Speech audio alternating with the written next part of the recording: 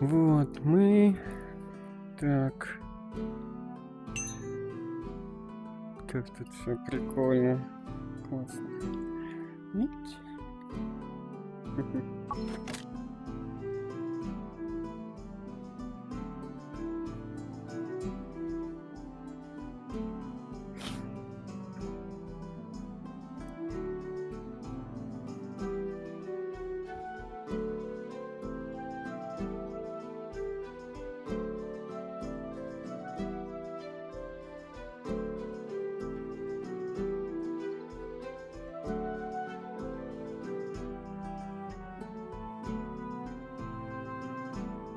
Ну, ты пока занял там место, я пока играю. Молодец, спасибо.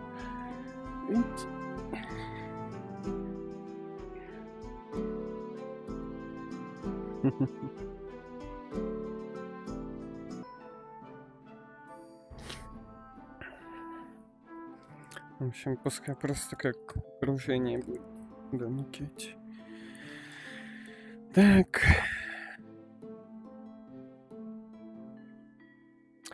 Что ж, нужен чеснок. Чеснок нужен. Чеснок, чеснок.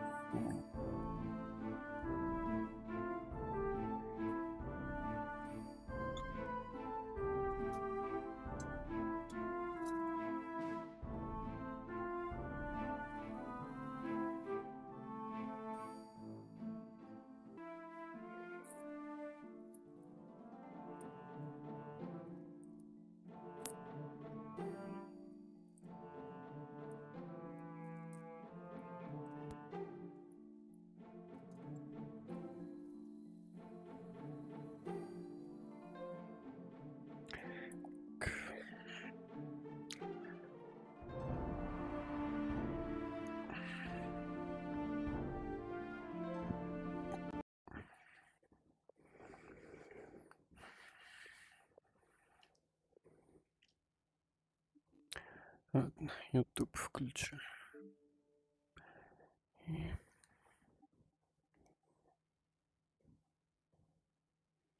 Да что с тобой такое, блядь?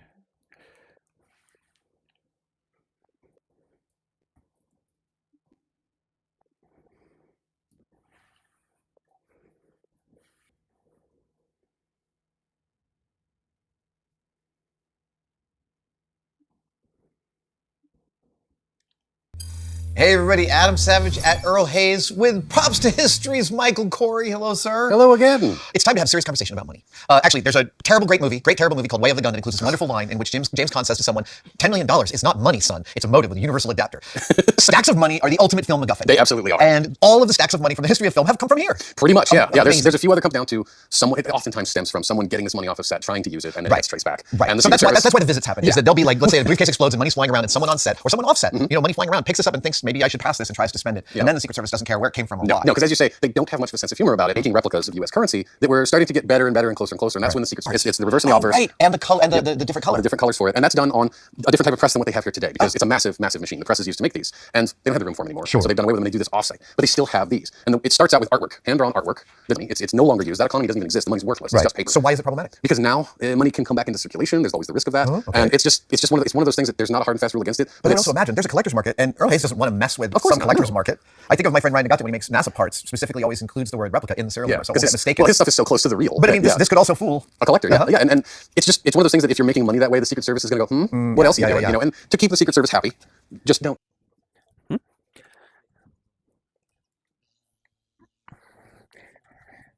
Okay.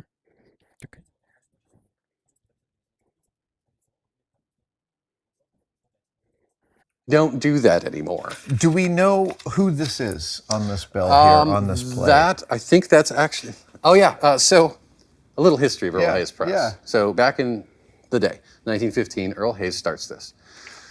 As the years go by, Earl Hayes wants to retire. So a gentleman buys it, and that gentleman's name is William Bailey. We just know him in the house as Bill Bailey. Sure.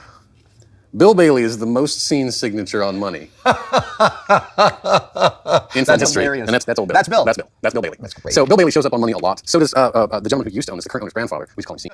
It's a moving target. If someone tries to spend your bill and someone accepts it, we're going to change the rules because we would have to. Yeah, they then have to institute new anti-counterfeiting regulations. And so it's really one of those things that you just try to shoot as low as possible. I have one more question, which is here amongst the bills that are on the table, these really show up as looking the least realistic when they're in this grouping.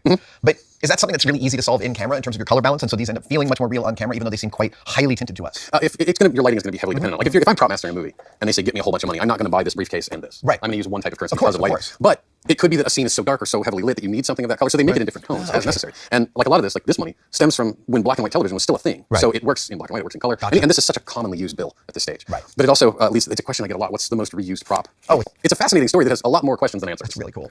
Michael, thank you so much. And I know so much more about film money than even I thought I did, and I'm obsessed with it. I have learned so much from the beginning, like when I first started working here at Earl Hayes, just the width and breadth of the history of such a simple thing that has such an impact on film. Yeah, totally incredible. Thank you. Of course. Hey, I hope you enjoyed that video. I cannot tell you how much fun we had filming it. I want to take a moment to thank Michael Corey, Props to History, and specifically Earl Hayes Press for their incredible generosity of the time and energy they have given us to let us follow along as they unpack and reveal the incredible history. I'm in the Jacob Javits Center on the west side of Manhattan at New York Comic Con with two old friends of mine and two heroes of mine. This is Regan, this is Stone. They are Cal but Crunchy, and you guys, every time I create cosplays based off of shows, let's create cosplays for characters with our own original, or what kind of paintings would they have. And so that's a lot of the kind of original cosplay design that we like to do. We like to take the characters and then make something really unique and cool just for them based off of their personality. And then after I started making this, Stone went, oh, me too. And so you said that the Baroque, because that's really what she's referencing. She was like the high, like Renaissance Baroque. And so I was like, I'll do a Gothic church. Because I'm a vampire. So a lot of designs, you can't just pop the same thing on other characters. It's about the characters. This and this are all the same resin. So it was very much like I bought my jewels, and then I was like, okay, I gotta try and color match all my resin bits.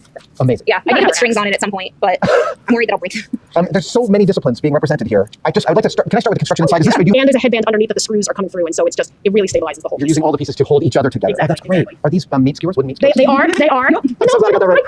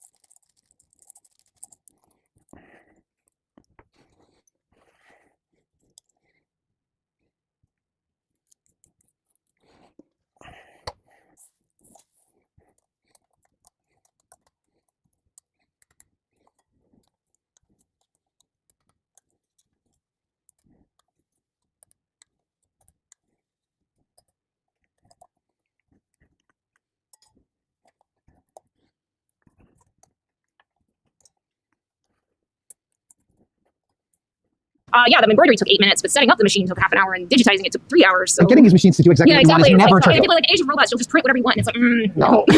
I wish. It's becoming pretty common in cosplay. It's a lot more accessible now, and people are like, oh, I love that. I'll try it. Yeah. So they get it. Are the embroidery Amazing. So far. And So far. you sewed the whole base suit yourself, yes? Yes. Okay. Yes. I mean, I assume at this point you've got very good patterns of yourself. Well, the trick with this one was I wanted to hide a lot of the seams underneath the silicone. So it's not a standard bodysuit. Oh. Yeah, so I made a duct tape dummy, and then I patterned out with tape where the designs were going to go. And then when I lifted those patterns off, I was able to see where those were. And so I made the custom bodysuit pattern from that. So like my knees are, there's like a seam right here. There's a little seam that goes around the side, but see, I don't know if you can tell, there's a little very, very seam that minor, goes there. yeah. So it's, I mean, I see it. Someone from 10 feet away might not see it, but I see it. But this is the kind of thing that a Hollywood customer would also go through, to hide all the directors say, I don't want to see seams, and you've really done a tremendous job hiding. And tell me about the shoes. Well, the boots are integrated into the... Oh, yeah, they are. Yeah. So that was another thing that I was really adamant about doing. You're a glutton. Semi-flexible. It's an epoxy. It's like 2 parts. I think it's 2 parts. And when you mix it up, you can dye it, and you can also sand it. So I coated it right onto the EVA foam and sanded it down and did that again a couple of times. And then the tips. None of the tips. One is never fully done with a costume, but you said you did 2 iterations of this. Is this the last one, or might you dive in again? No, there's a dark version. So this is the version that's been going around in the museums when they have the costumes on display, which is why this one looks a little bit different than the ones that you can. The darker parts of the top of my skirt went in first into the dye pot, and then you just kind of move it through from there, so you're able to create that gradient. So it's a lot of fun. Oh, so it's one dark color and you're slowly pulling it out? You're slowly putting it in. So that way the piece at the top of my waist is actually set. I didn't realize you have to reinforce the fabric, especially when you're putting it in a dye bath, which is hot and aggressive and agitated temperatures. So fun things you learn. I was like, all right, you might need new friend, the zigzag stitch on your machine. That's what that's for. So you do go into silk and you think it's just like any other cloth and it has all these other Yeah, properties. that's the interesting thing. There's always so much more to learn and figure out. So working with this is a lot of difficult fabrics. So I have the thing where I love to like, well, this looks cool. I have no idea how to make it work, but it looks cool. So like working with velvet for the first time was also a time because it just sort of puffs everywhere. Yeah. You always know you work with velvet because it will stay with you, much like glitter. Like glitter is one of the herpes of crafting. Yes, the glitter, the fabric, the herpes of fabric. Tell me about There's a lot of trial and error, and I think it's always helpful to be mindful of when they build things like the commercial patterns is that everyone's body's going to be shaped a little bit differently. And it's also how comfortable you want to be. So like I didn't build this so I had like this itty bitty teeny tiny waist, but it's there because it's nice for the support of the garment. So I'm curious about something like your collar sits really beautifully right there. And I know because I also work a lot alone without help. Yeah. But like sometimes it's really hard to see how something will fall on me. Talk about that a little bit. Yeah, I mean, the mock-up is sort of your best friend. So every time I make something, the most important thing for me is always the maneuverability. Am I going to be comfortable in it? Because I've made things before and you're like, perfect. And now I don't move. Everyone please come to me. Thank you. I will be here. Just put me on wheels and roll me. So you have to be able to move and breathe in fabric. So I feel like being able to have that in figs, you tend to wear them and they just kind of go on the top of your head and you typically have like kind of a bang or something there. So they just kind of stay on with elastic and prayer and a lot of bobby pins. But when you want a specific hairline, you have to use this lace front. So therefore it's this little piece you have to kind of glue on and get that into place. So a lot of what I did on this wig is I bought one that they sell in the store and it was a very severe widow's peak, a little bit more like Raven from Teen Titans. So that very severe piece. So what you can do is it's all just little individual hairs that are hand tied. So with ventilation, so I essentially replucked my own hairline, kind of like you do with your eyebrows, to get it to be a little bit less aggressively I am here. And then working through that, and then I also went through and on the back of it went to do and re-wefted it. So because a lot of times with an updo, the wig fibers aren't made to go that way. They lay flat. So when you pull it up, it's like pulling like screech on the tires. That's not the way that's supposed to go. So you have to kind of flip things around and move that over. The attention to detail is inspiring. In the illustration you were following, is the eye makeup part of that, or is that you just? It's definitely a little bit of a part of that. So it's one thing of a combination of with where we are right now, the world is I don't have a lot of opportunities to wear a lot of pink colorful, and I like the fact you just kind of play with a lot of those colors because I don't mean more people can, but I don't have to go outside in this full big ta-da, look at me makeup. The mask. Yeah. Now we're all putting masks with our costumes, and sometimes it works and sometimes it doesn't, and that's fine. But it really feels like if Azula had to wear a mask, that's her mask. Hello people, and welcome to Tiny Glade. Hope you're having a wonderful day. Wanted to spend a bit of time this week just having a bit of a spotlight on what is an incredibly unique, charming, and just across the board. Put your own design on there. They're made for that, even though you might have to finagle with the attachment. Or like the file type, you know. Scone, tell me about your costume and its inception and how you executed it. So she wanted to do this big Baroque goddess. Butterfly silks is really good. Mood is really good. I love Mood. I love Mood. I know that everybody's like, oh, Mood's so big, but like Mood has everything. No, I'm going to give myself 2.5 hours just the first time I spend went. 5 hours in there, easy. I found this stretchy, black, shiny, lightweight fabric with which I will someday make a xenomorph costume out of. I want to do a completely sewn, easy to put on xenomorph. I have to show you my xenomorph high fashion avant-garde design. Oh gosh, I totally I have to will see make that. one day. She also bought a bunch of. I bought the fabric. I have to make it. That's the rule. When you have the fabric, you have to make it. So, Oh, that's a really good rule because I have a big. We're like, working on projects. She's like, can I buy you some stuff? Can I buy your books? Like, can I do this or that? she's just a very supportive. She's just a very supportive person. I don't think she necessarily gets it. She's always like, how's your anime costume? And I'm like, I'm not. It's not from anime much, but that's fine. What I love, I mean, this is the thing, is like any costume designer, any prop maker, any clothing maker would look at everything you're doing and be like, oh my God, every last part of that is so hard. And yet out in the world, a lot of people think of what we're doing is our little hobby. You guys are so inspiring. Thank you. Truly, I'm like gobsmacked. We have to bring it. I don't know what we're going to bring next year. I have to make your xenomorph. I'm not committed to getting my xenomorph ready. We'll see. All right. Thank you guys so much. You're such a ray of sunshine and halos and Gothic cathedrals. Amazing. Come on, crunchy, everybody.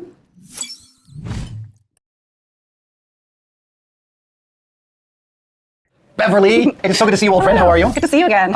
You are clearly hella. I am hella. You are hella cool. I'm holding this incredible headdress, which I didn't know that I was allowed to touch until you told me I could pull it off the wig head there. Oh yeah, so tell me about this costume. It is totally amazing. I'm seeing textures. I'm seeing really cool techniques. Let's start with the headdress. Of course, yes. So I'm Hela from Thor Ragnarok. I used EVA foam for all of these, and the whole thing when I'm wearing it on my head weighs less than 2 pounds. Wow. Yeah. I mean, it is quite light. May I? Of Okay, course. I don't want to stab anybody.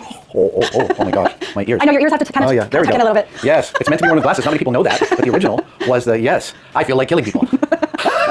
I just got the horns come off. They are computer wires, magnets, and PC pipe to plug it all in. But I wanted to have a monitor so I could put it. And so I could also take it off and move around the con, move baby. So I'm taking out the check these two. I'm going to off, so they're taking on my head. That's great. Okay, tell me about this. I'm seeing actual printed texture on the fabric. Tell me about that. So I am very obsessive with detail. Of course, of course, there's everything. That's why what I did is I found ketchup vinyl, and I ironed all of this. I cut it on purpose. I cut them all out and iron them on by hand. These little textures. That's all. It's completely like a serum. And it's on this That's always I got it out of This is one of the cool things about my real super currently made with tons of this extra texture printed on and layers of texture to add these details. And it's 100% convincing. It does not look like it's Right, and it's got a sheen to it. And, Now tell me about these green overlays. This is rubber. So this is silicone. And so the process for this, this is very thin silicone on. I made a masterpiece mesh molds with EVA foam. And I usually make silicone mold because for silicone I need silicone molds. Sometimes I use silicone molds just for taking off. I don't over 90 pieces of mold individually. These are all rough like molds. So I made metal molds. And I use silicone as a receipt. Nice. Yeah, I really have to think about it. Let's try and make it onto me first. This is now. I made these out of silicone just because I really stretch. Just trying to make this kind of unparalleled. Use it for one of our because it's so light. And even like putting it around the porch. Oh, yeah. No, it's like this talking about it. This where you're putting your arms through it's very easily clear out of the dirt. Yes, and so the silicone has been really well designed, which I want to have. They want to have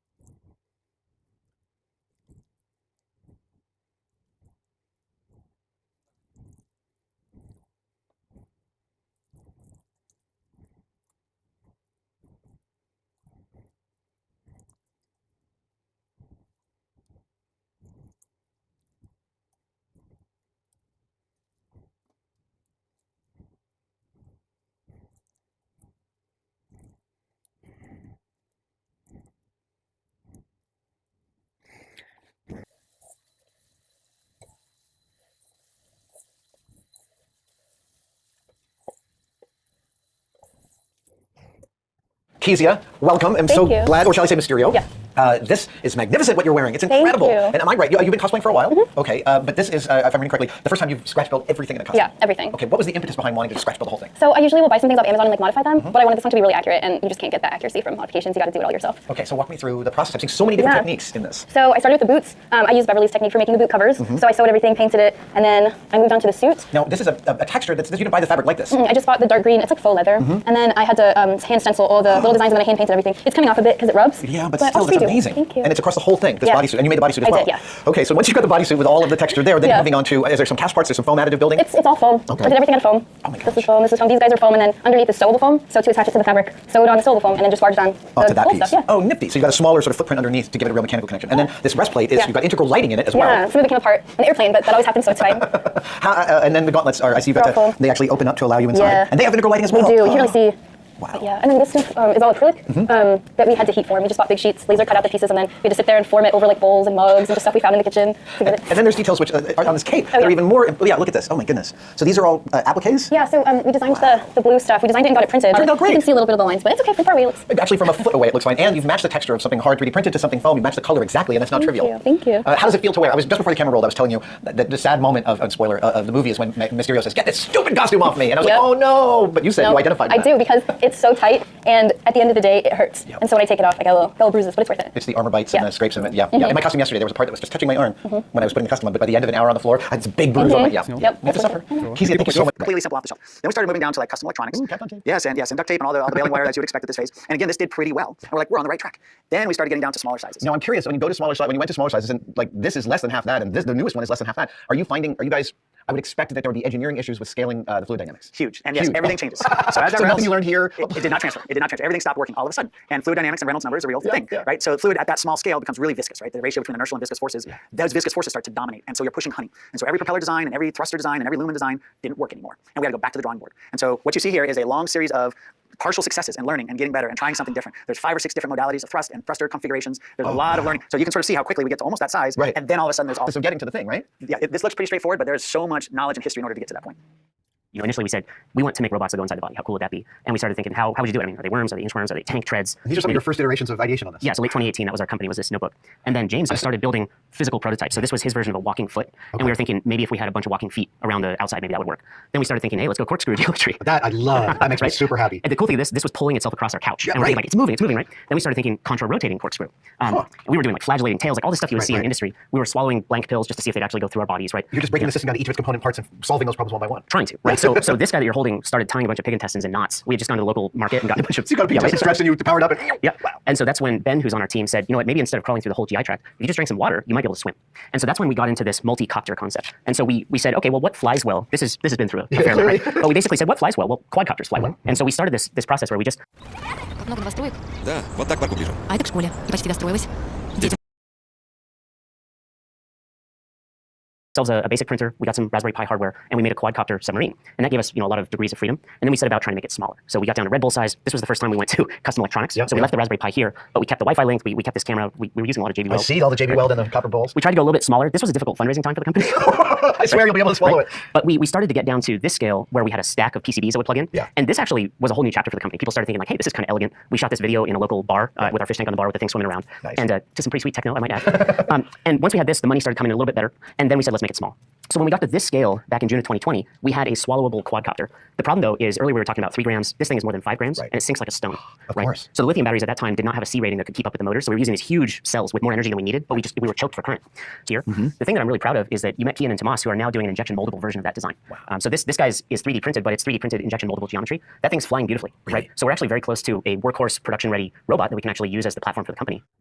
So I'm curious about the control aspect of this, because I've done a lot of filming underwater. I know that you can't get radio waves out of water very reliably. How do you guys, I'm assuming, control this with radio? This is right. This is all wireless. Is it difficult getting radio waves into the human body successfully? Extremely difficult. Oh, wow. Extremely difficult. And so, yeah, our body is effectively a conductive material, right? Yeah. It's salt water largely, and that will block and attenuate a lot of the normal radio frequencies. So you have to be as low frequencies you can, so you have as lowest attenuation. But picking up that signal is tricky. And so we actually have active tuning. So this robot is always fine tuning and changing its antenna properties in order to maximize that. Oh, wow. So the signal is a dynamic thing rather than a static thing it's receiving. It has to be continually optimized. And is that optimization, that continual optimization based on where in the body it is, or the type of body, or what that person might have eaten their whole life? Yes. Wow, wow, because everyone's going to be a different kind of Faraday cage, won't we? Exactly right. That's exactly right.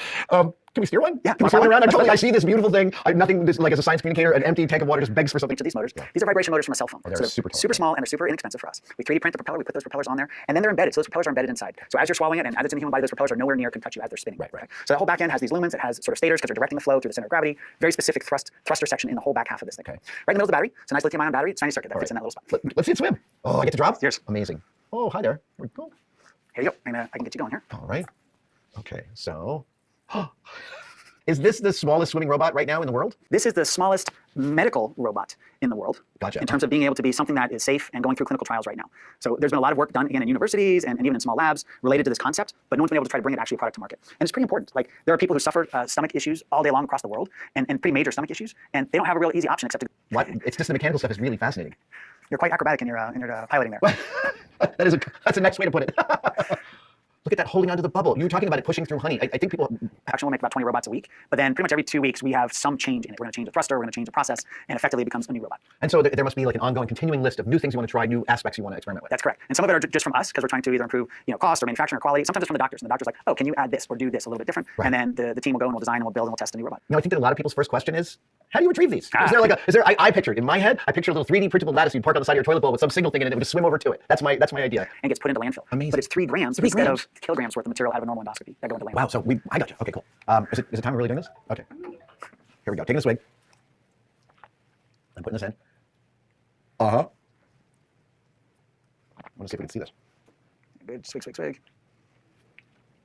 Takes a second. Oh.